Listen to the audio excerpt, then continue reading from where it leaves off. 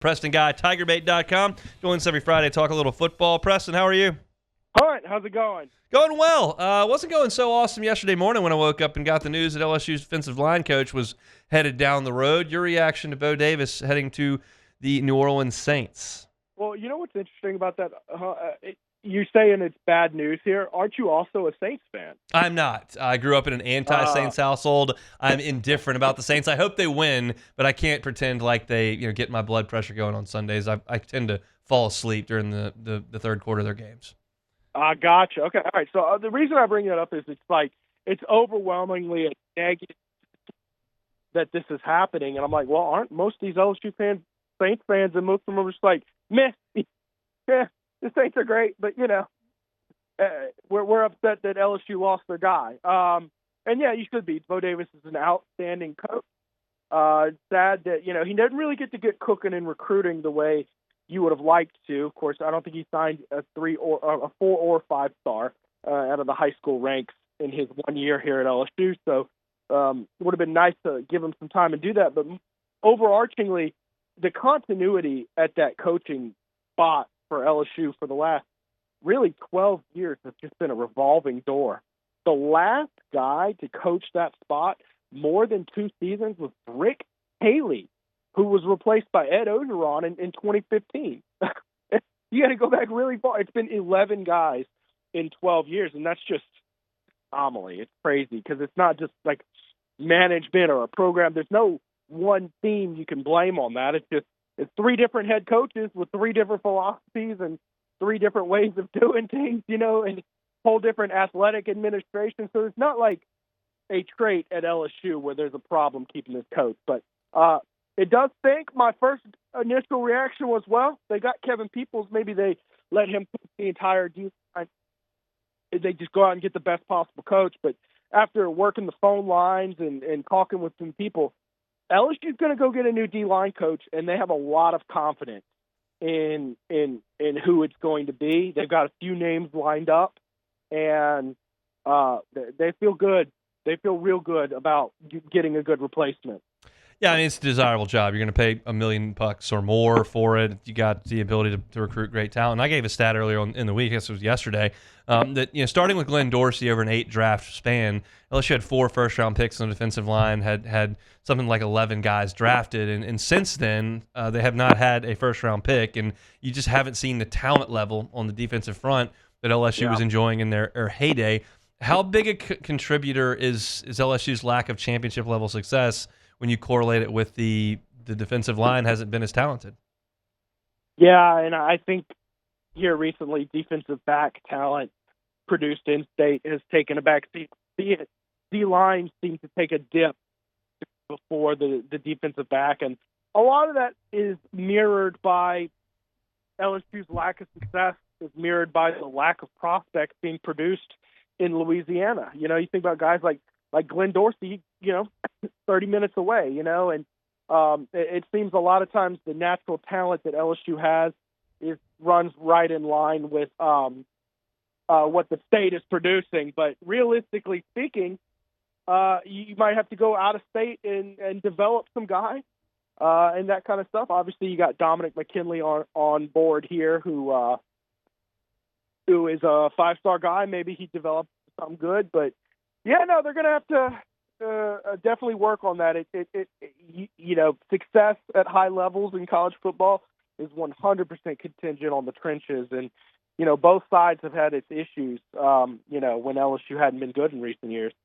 Let's talk about the position group that Bo Davis leaves behind. Pete Jenkins was on with Matt Moscone yesterday and said I left him a room that was completely bare. You look now, and there's some young talent. Jacobian Guillory is coming back. Do you feel okay about the talent level at defensive tackle moving into 2025? Yeah, and then you got young guys. And you've got Dominic McKinley there as well. I think they're in a good spot. Certainly better than they were a year ago. I don't think it's quite an ironclad room. It's not like someone's coming in and I get to be the coach of Glenn Dorsey or anything like that. But I don't think it's a gaping hole. What really becomes an issue here is this portal era now. You got to keep those guys on board, which means you you gotta go get a coach who's worth his salt that these guys want to play. You got to get them excited. So I will say this in terms of timing for losing a coach, it's actually pretty good because there's no portal that's open right now. There's not going to be a portal open until April.